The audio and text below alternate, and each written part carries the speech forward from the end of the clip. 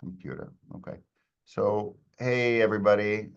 This is Emily Cherkin, who is an educator, as you know, the screen time consultant, one of the busiest educators and, activists in the nation right now, who's the expert of education technology. And it will be a short introduction. That's it, because I know that you're limited with time. Anna is here. Anna Shaven. There may be other people who will join, maybe not. And Rory and Mike have joined maybe in the last month or so. Oh, look at that. We're fans. Big fan. Oh, thank you. I have my own book over here too. There you go.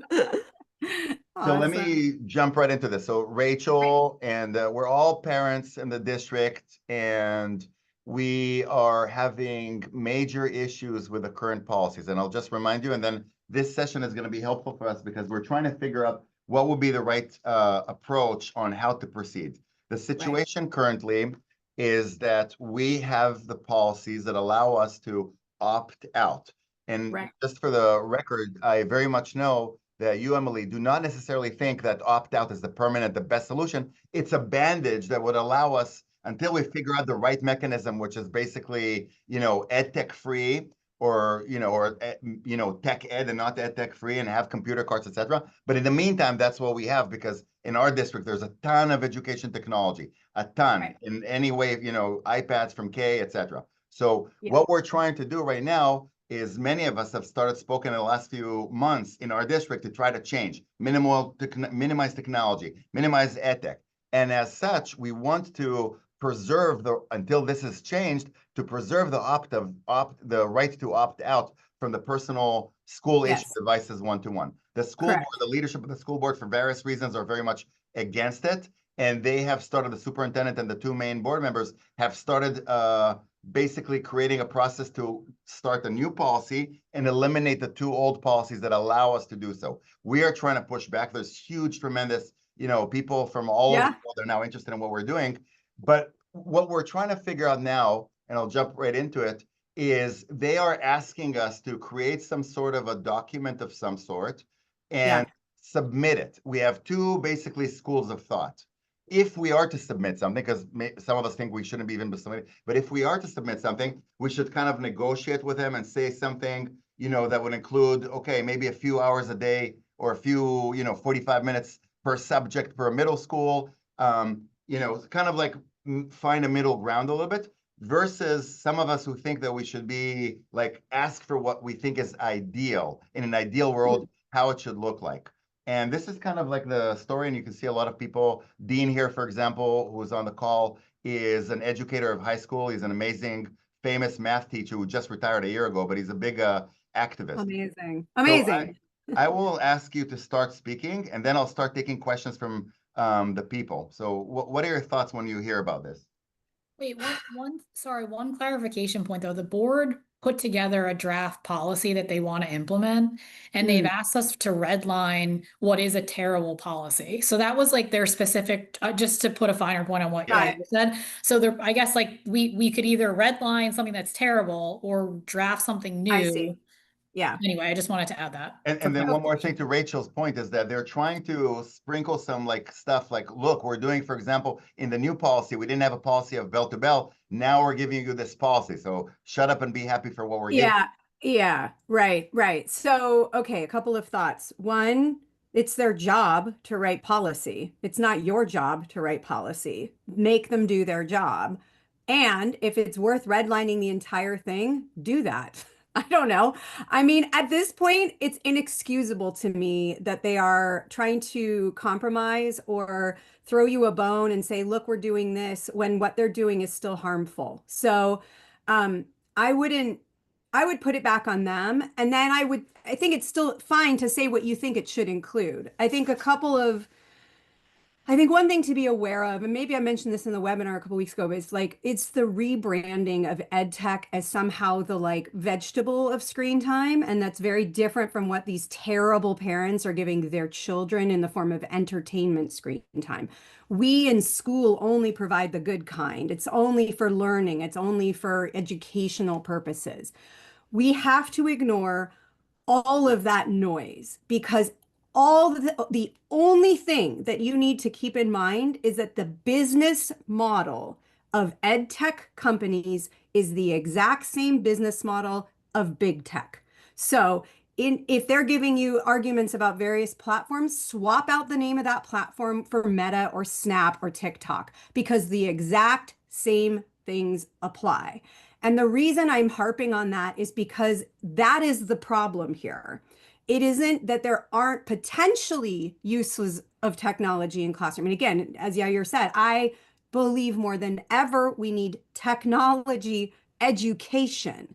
But the analogy I use is you would not tell high school students about drugs and alcohol by handing them drugs and alcohol. That is not how we teach that. So yes, we need to teach about digital technology, but we do not have to teach that on digital technology.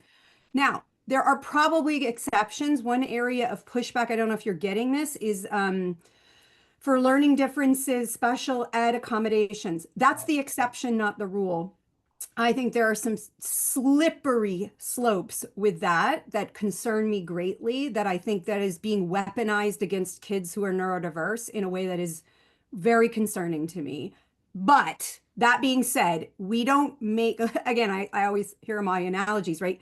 I need prescription eyeglasses. I do not make my whole family wear the same prescription eyewear to see the world in the same way. Like, we cannot treat the children that way. I think in terms of what you want to ask, it goes back to the four things that need to be yeses before a child engages with an ed tech product. And I'm going to encourage you to use the word product as much as possible. These are not tools. They are products. They are owned by private companies, often funded by private equity, that are for-profit businesses. It is akin to putting Coca-Cola in lunchrooms, cigarettes in doctors' offices. This is the exact same thing.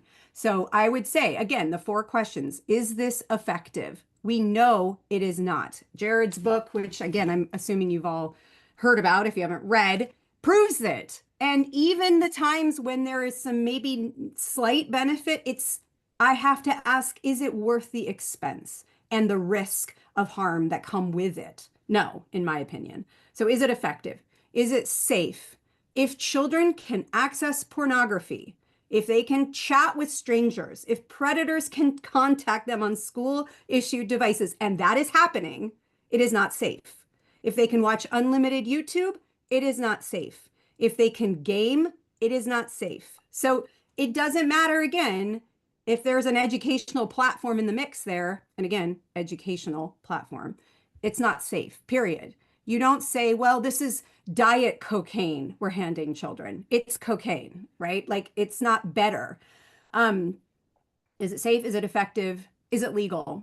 Go to EdTech Law Center. Again, I'm sure you have at this point heard of Andy and Julie Liddell.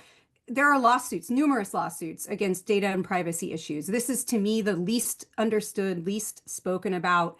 And what I know is going to happen is your district is going to tell you, oh, we comply with FERPA. We comply with all state and federal laws. They can say that and they might actually believe it. That doesn't mean the companies are doing that. And again, the lawsuits point to the evidence that they're not doing what they say. And whether that's nefarious and malicious or negligence and ignorance, it doesn't matter. It's still a risk for children's data to be vulnerable the way it is. And the erosion of privacy is a very slippery slope to the erosion of other civil rights. So I know Andy would say this too. We see this as a civil rights issue. And again, a lot of, you can think about, it's not just photos and videos that kids, of information. It's their immigration status, their mental health diagnosis, their learning accommodations, their restraining orders in their family. I mean, all kinds of data that shouldn't be in the hands of private companies. Hi. Another thing I would say, and then so all three of those have to be, is it safe? Is it effective? Is it safe? Is it legal? Has to be yes. And without any sort of, yeah, well, sort of. It's yes, period. Then we can discuss it. I've added the fourth one, which is it superior to a human teacher? This is, to me, in some ways, the most important one. Because even if you have effective, safe, and legal, you do not necessarily still find it as a superior thing to a human teacher. And that I added this one because it is very clear to me that AI companies and ed tech companies in partnership with them, the goal is to displace teachers. They don't make a secret of that anymore. It's just very much to scale a product means to do more with less. Teachers are being sidelined. And as a former classroom teacher, and I teach at the university level now, like, I mean, it's pretty appalling that anything that I create as an educator, all of my materials and lessons are being used to train AI that will soon replace me or my role. So on principle alone, we should be horrified that a school district would endorse or support that. Now, again, it's no secret either. AFT and Weingarten have partnered with OpenAI to open a teacher AI university for, I think it's a $10 million contract. Like it's in the sharks are circling the water. Like it's not like we can try to keep them out. They're there. And so the fight is now going to have to come from the parent side. I don't know if that's a starting point or helpful. Yes, and Yeah. I'll ask Rachel to take the question, but I think that for us, because your insights are amazing, but the question that many of us, and we don't really know, is that there's so much technology right now, Yeah. and in a way, should we just ask him for an ideal policy, including everything that you're saying, or recognizing that if we ask for this, something like this, that there will be no education technology because it's not, to any of your 4 questions, it's not, positive. Yeah. So should we ask for everything? I guess that's kind of like Yeah, that's a good question. I mean, again, I think it's kind of what kind of fight you want to have. I think one thing that school districts aren't aware or thinking about, they don't like getting sued. They're going to get sued. And I don't mean that like I'm planning on it. There are lawsuits coming. And I don't want to use that as a lever to force change, but they should be very aware that that is a risk. I mean, again, I can't believe I have to say out loud that children shouldn't access pornography on a school laptop. I just can't believe we are in a place where that is a known reality that adults aren't stopping. Wait, one question on that, because Yeah. I agree on the litigation piece, and I'm curious because you work with lots of schools. Have you seen a situation where that gets brought up at this stage of negotiation of you do realize like that's what's going to happen, and it's Yeah. offline, it's verbal, we're not putting anything in writing, of course, like, and I'm not saying we should play dirty to anybody on this call, but I'm just saying like Yeah. that's the stage we're at, because like this is probably not going to go in our favor based on where we are with the board. So Yeah. And I mean, well, AI say it on the record in public testimony. I've said similar things. I think the okay. other thing is the what's it called? The amicus brief that the FTC wrote back in September about enforcing COPPA and the school official exemption. I am not an attorney, but Andy is my attorney, and he helped me write this response, which I have on my Substack, Yair, if you're pulling links up. And I have a letter draft. You can pull anything from that. One thing that schools are going to try to claim, this is much more about the data privacy side, but in some ways that's the most potentially litigious part because you can point to a very clear harm, right? You took this data and you didn't get my consent as a parent. I mean, it all comes down to consent, really. But what the FTC said was basically schools have historically said we can consent on behalf of parents. Back 40 years ago, if that was the reptile man coming in to do an assembly with like the snakes or whatever, you didn't have to call every individual parent to get consent for that. You could blanket consent, right?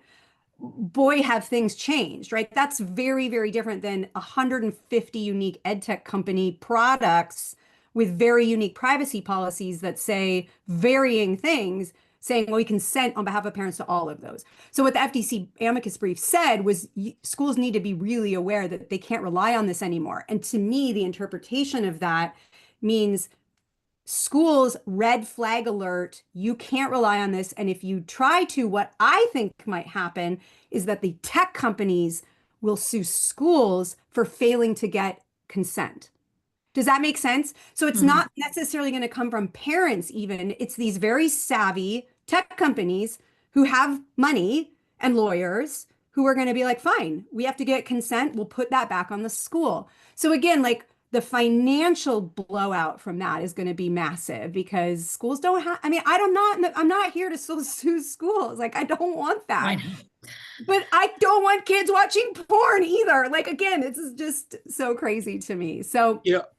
yeah. I think there are going to be lawsuits coming Yes. out of this group probably and others, but LM school board gets sued all the time.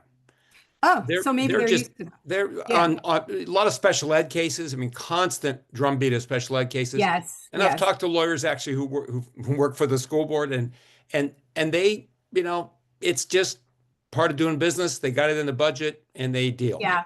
That's They're not a going to be good point. afraid of us if we say someone might sue you. That's not going to.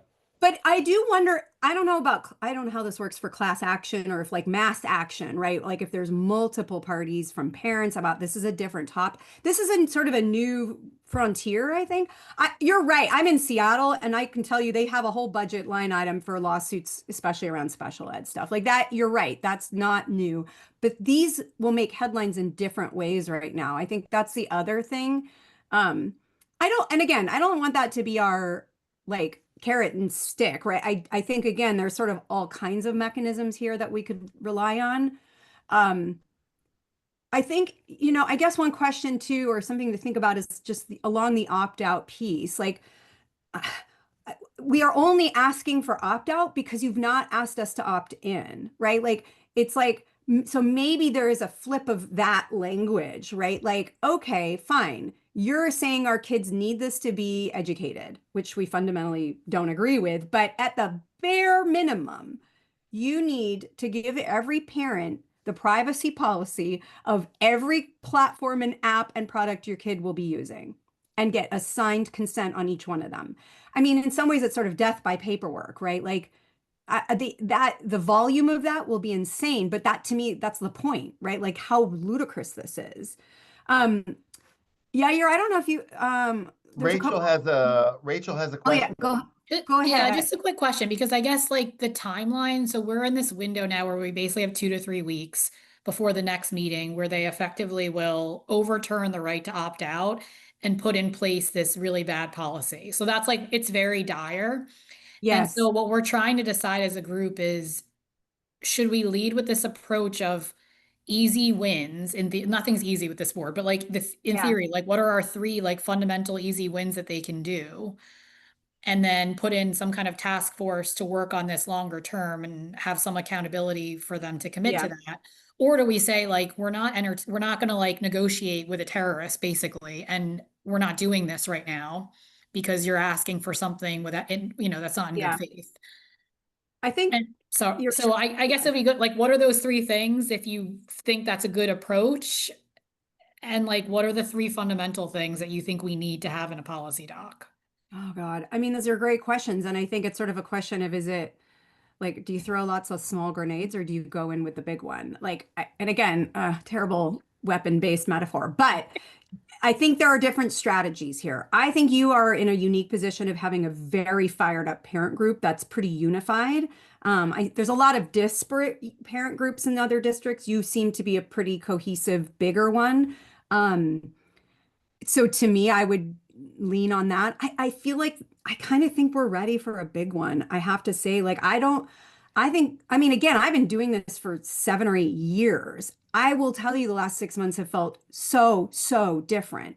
The wind is at our back. Like the press is paying attention. I mean, that is massive. And so I'm not sure even a year ago I would have said that. I would have tried to approach it more collaboratively. And again, I don't want this to sound like I am anti-collaboration, but No, but I think it's right. So it sounds like to me, and I know your time is very limited.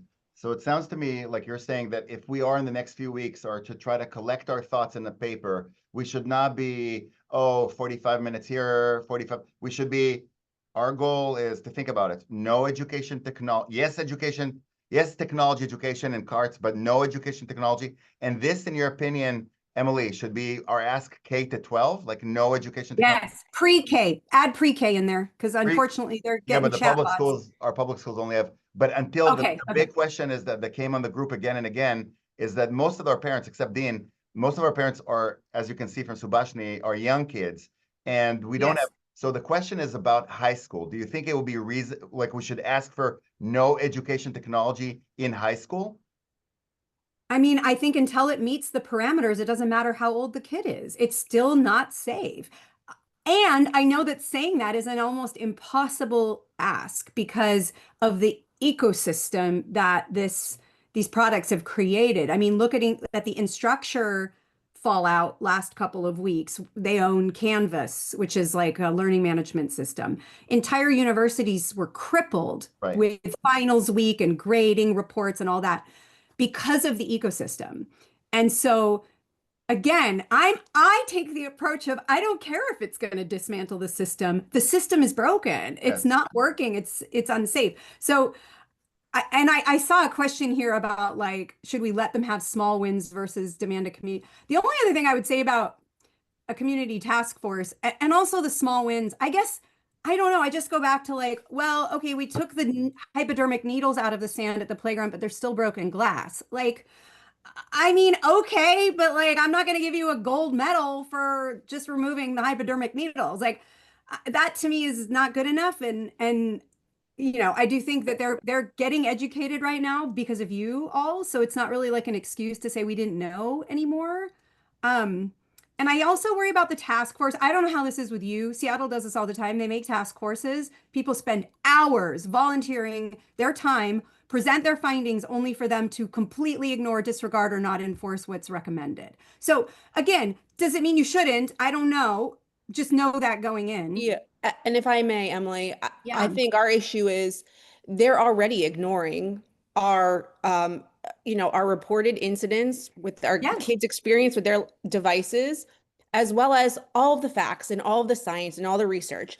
So to me, anything we come up with in the form of a public speech with these board meetings is for the court of public opinion. It is no Yeah. longer to persuade the board because they have dug their Yeah. heels in. And at the crux Yeah. of this, in my opinion, is these ed tech contracts, which we do not have access to. We are desperately trying to get access to these contracts to know what they have signed us up for when Yeah. we haven't opted into it. I Emily, think that's right.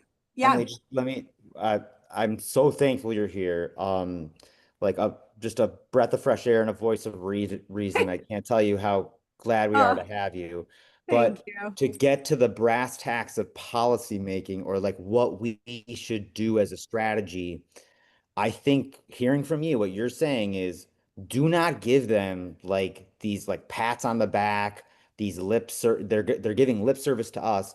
Don't give them these small wins.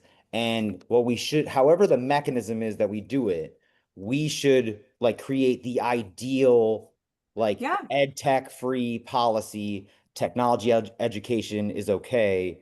That's like the starting point. That's like the Yeah. non-negotiable from the get-go. Is that what you're suggesting? Yeah, more or less. I mean, I call it the tech intentional school, right? I mean, actually, was in New York this week certifying my first school. I'm putting this in here because you can download the PDF of what I say a tech intentional school looks like. It's not anti-tech.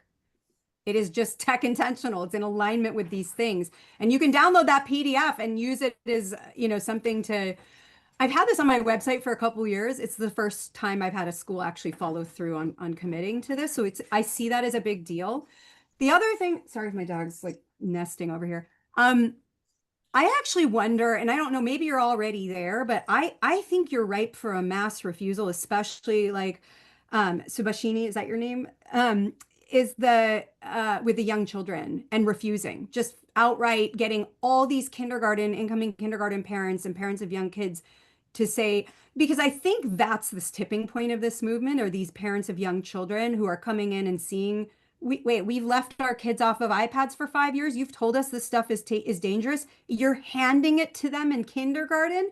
I think I said this here in the webinar we did, like, we're not asking for permission to opt out. We're telling you we're not accepting this because we don't agree to the use of it as a tool. I mean, again, like just replace laptop with loaded gun or cocaine or something. I mean, Yeah. these are things that when we start to sort of sub out different words for it, it's pretty horrifying again that so I don't know, that's more of an activist move, but maybe it's both. No, Yeah. I think that can happen, but parallel to whatever Yeah. we do with the board. So I Both mean, that's a and. separate thing, which I think is probably going to happen, and it'll be, I think it'll be effective. I think it'll have an impact. I want to Yes. go back to what we say to the board in the next week. Like in the next few days, we're going to send them something or nothing, but we've been characterizing it as a win for the board. And I noticed in the chat, I think it was Rachel said, wait a minute, what about it's a win for us? If they said, for example, That was no Sebastian. one-to-one in K-4. Yeah. So I mean, it is a Would win. we take that as a win? Yeah. And does that help us moving forward to say to the community, we fought for this and we got a big change. No Yeah. one-to-one K-4. Yes, I think it's credibility, right? So that you got the credibility, you know you can get outcomes.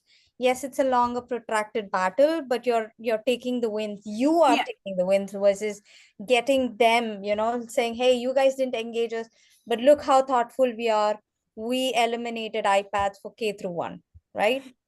I think if you're long, like say it's a 5-year plan with the ultimate goal of none, like no one-to-ones up through 12th. I don't know, like if that's the ideal. If you're beginning on that plan with the low-hanging fruit is kindergarten 1, 2, 3, 4, right? Like great. But as long as you're making it clear that that is the beginning of a plan, not the end. And that you don't let them get away with, well, we threw you that bone, so we're done now. Like that's what I worry about is they give you these little wins and then they hope you go away. Yes, exactly. So I wouldn't, as long as you don't allow that, I think that's good. And that's a little bit different than, I mean, I think that's a more concrete win than just sort of saying 2 hours of screen time a day. I wouldn't accept any of that. No. I wouldn't go down the time limit thing at all because who's verifying that? How do they enforce that? They still have a one-to-one. Another thing is the internet. I'd like to see no AI in high school. No AI on the computer. Oh, no. The other thing is I'm going to add, I have a couple things I just popped in the chat, which actually I would love to just pay your attention. Northampton School District, I don't know if you've seen this one already. It's a Google Doc and their website. They have listed on their school website all the ed tech products they use. And if you look at that, you actually can go and read, they've actually hyperlinked the privacy policy. Now, this isn't perfect. It's not updated, but it's public. I would demand this at a bare minimum. We have no transparency, Emily. Right. It is astounding. If you're going to consent on behalf of us, what are we being told we're consenting to? So this would be, I would say, absolute non-negotiable, has to exist on a public-facing website.